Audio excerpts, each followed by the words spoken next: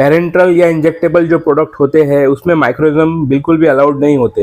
लेकिन क्या आपने सोचा है कि फार्मास्यूटिकल इंडस्ट्री में आखिर मैन्युफैक्चरर ये कैसे इंश्योर कराता है? चलिए हम आपको बताते हैं।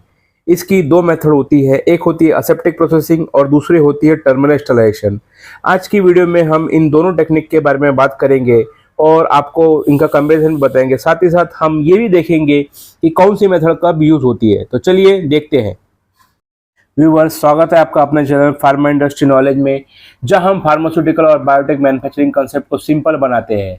अगर आप स्टूडेंट है या इंडस्ट्री प्रोफेशनल है या बस क्यूरियस है स्टेरॉइड प्रोडक्ट के पीछे की दुनिया में, तो सब हमारे चैनल को सब्सक्राइब करना ना भूलें और हमारे चैनल के साथ में जुड़े रहिए। जैसा कि मैंने आपको बताया कि आज हम जिस टॉपिक के बारे में बात करने वाले हैं वो टॉपिक है असेप्टिक प्रोसेसिंग और टर्मिनल स्टरलाइजेशन के कंपैरिजन के बारे में। तो चलिए शुरू करते हैं आज की अपनी वीडियो। सबसे पहले समझते हैं कि असेप्टिक प्रोसेसिंग आखिर होता क्या है। तो असेप्टिक प्रोसेसिंग एक ऐसा मेथड है जहां पर ड्रग प्रोडक्ट और उसका जो पैकेजिंग कंपोनेंट होता है उनको अलग अलग मेथड के द्वारा स्टरलाइज किया जाता है और प्रोडक्ट और कंपोनेंट के स्टरलाइजेशन होने के बाद में इन दोनों को एक स्टराइल इन्वायरमेंट या असेप्टिक इन्वायरमेंट में फिल और सील किया जाता है। असेप्टिक प्रोसेसिंग में अगर हम की पॉइंट की बात करें तो इसमें सबसे पहला की पॉइंट होता है कि असेप्टिक प्रोसेसिंग में ड्रग सॉल्यूशन या बल्क सॉल्यूशन जो होता है उसको फिलिंग से पहले फिल्ट्रेशन मेथड के द्वारा स्टरलाइज किया जाता है। दूसरा की पॉइंट जो है कि इसमें कंटेनर और क्लोजर जैसे कि वायल, स्टॉपर, एम्पूल ये जो होते हैं इनको भी अलग से स्टरलाइज किया जाता है। अब फिलिंग और सीलिंग की प्रोसेस जो होती है वो grade A laminar air flow में हेपा फिल्टर के द्वारा फिल्टर होकर जो एयर आती है उस तरीके इन्वायरमेंट में ड्रग प्रोडक्ट को फिल किया जाता है। असेप्टिक प्रोसेसिंग के लिए बहुत ही ज़्यादा हाईली ट्रेंड स्टाफ और स्ट्रिक्ट गवर्निंग प्रोटोकॉल की रिक्वायरमेंट होती है। असेप्टिक प्रोसेसिंग में इन्वायरमेंट मॉनिटरिंग और असेप्टिक हैंडलिंग और असेप्टिक प्रैक्टिसेस बहुत ही ज़्यादा इम्पोर्टेंट होती है जो कि प्रोडक्ट को असेप्टिक या स्टराइल बनाने में मददगार होते हैं। अगर असेप्टिक टेक्निक या असेप्टिक प्रोसेसिंग की बात करें तो ये कॉमनली बायोलॉजिक्स, वैक्सीन, हार्मोन और उन प्रोडक्ट में यूज़ की जाती है जो प्रोडक्ट हीट सेंसिटिव होते हैं और बहुत ज़्यादा हीट को टॉलरेट नहीं कर पाते और हीट के संपर्क में आने में डिग्रेडेट हो जाते हैं, तो उन प्रोडक्ट में असेप्टिक टेक्निक का उपयोग किया जाता है।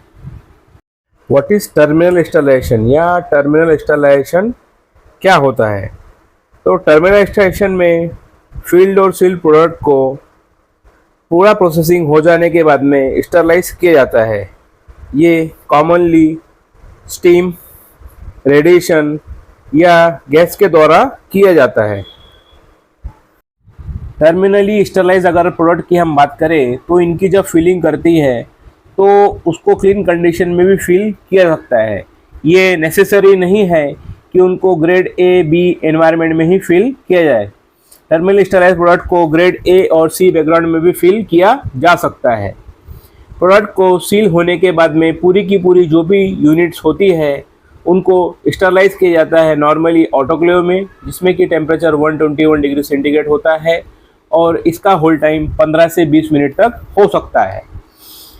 टर्मिनल स्टरलाइज जो मेथड है वो स्टरलिटी एश्योरेंस लेवल उसका बहुत ज़्यादा होता है, इसके लिए ये बहुत ज़्यादा यूज़ में और क्वालिटी एक्सपर्ट से बहुत ही रिलायबल मानी गई है। टर्मिनली स्टरलाइज जो प्रोडक्ट होते हैं उनको इन्वायरमेंटल कंट्रोल की कॉम्प्लेक्सिटी बहुत कम होती है। जब भी प्रोडक्ट स्टरलाइजेशन टॉलरेट कर सकते हैं ये मेथड उन प्रोडक्ट के लिए प्रिफर की जा सकती है। अगर हम इनके कॉमन यूज़ की बात करें तो इसमें large volume parenterals, ivy fluids और हीट स्टेबल जो भी इंजेक्टेबल प्रोडक्ट होते हैं उनको टर्मिनली स्टरलाइज करके ही स्टराइल किया जाता है और ये one of the reliable method है।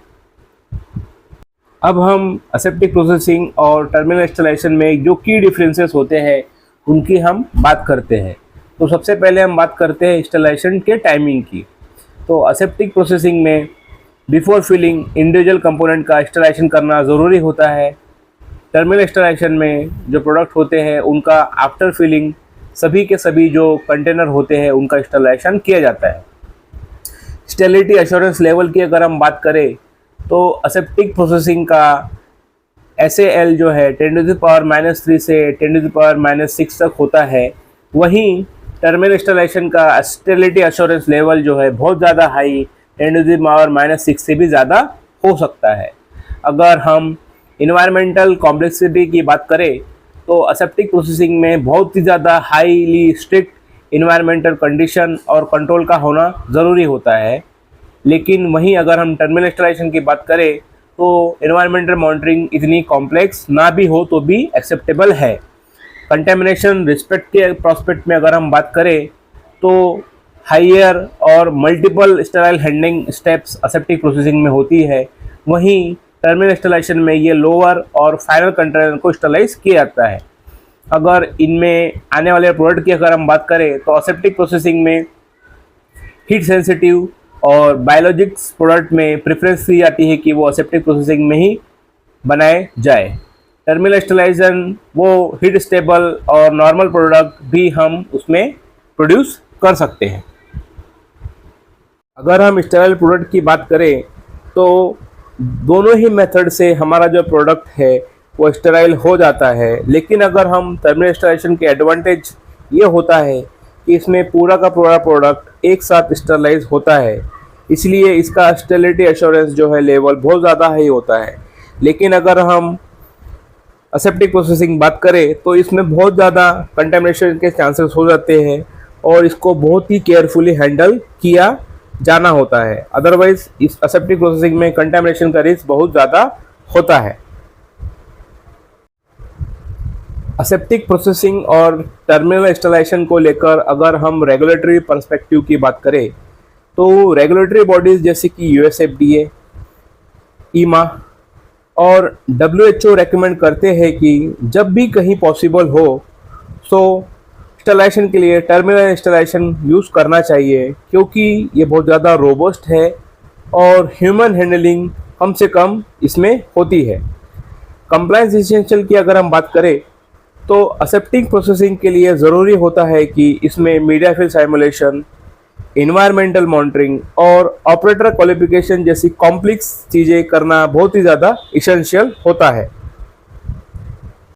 वहीं टर्मिनल इंस्टॉलेशन के लिए रेगुलेटरी रिक्वायरमेंट है कि एक वैलिडेटेड इंस्टॉलेशन साइकिल होना चाहिए। टर्मिनल इंस्टॉलेशन में H0 वैल्यू का कैलकुलेशन होना चाहिए और इसके साथ ही कंटेनर क्लोजर इंटीग्रिटी टेस्टिंग भी करना ज़रूरी होता है। दोनों ही जो मेथड है वो CGMP के अकॉर्डिंग प्रॉपरली डॉक्यूमेंट करना भी ज़रूरी होता है। अगर हम स्टेरल प्रोसेसिंग करते हैं तो हमें कौन सी मेथड को यूज़ करना चाहिए, तो कौन सी मेथड यूज़ करना है इसका आंसर सिंपल ये है कि अगर आपका ड्रग प्रोडक्ट हीट या रेडिएशन को टॉलरेट कर सकता है तो टर्मिनल इंस्टॉलेशन ही आपके लिए बेस्ट मेथड है। अगर आपका प्रोडक्ट हीट स्टेबल नहीं है तो आपको असेप्टिक प्रोसेसिंग कंपलसरी हो जाता है। तो अब आपको क्रिस्टल क्लियर हो गया होगा कि असेप्टिक प्रोसेसिंग और टर्मिनल इंस्टॉलेशन में असली फ़र्क क्या है। अगर ये वीडियो ने आपके नॉलेज को बूस्ट दिया हो तो तुरंत लाइक बटन दबाओ, अपने फार्मा नेटवर्क में शेयर करो और चैनल को सब्सक्राइब करना बिल्कुल मत भूलना, क्योंकि यहाँ मिलता है आपको रियल वर्ल्ड फार्मा ज्ञान सिंप्लीफाइड तरीके से। जाने से पहले प्लीज़ कमेंट सेक्शन में ज़रूर लिखिए कि इस वीडियो में आपको सबसे इम्पोर्टेंट टॉपिक क्या लगा जो असेप्टिक प्रोसेसिंग और टर्मिनल इंस्टॉलेशन के बीच में है। कमेंट करके ज़रूर बताइए। और अगर आप किसी स्पेसिफिक फार्मा टॉपिक पर वीडियो देखना चाहते हैं तो नीचे सजेस्ट जरूर करिए। मिलते हैं अगले वीडियो में। आपके समर्थन और प्यार के लिए बहुत बहुत धन्यवाद।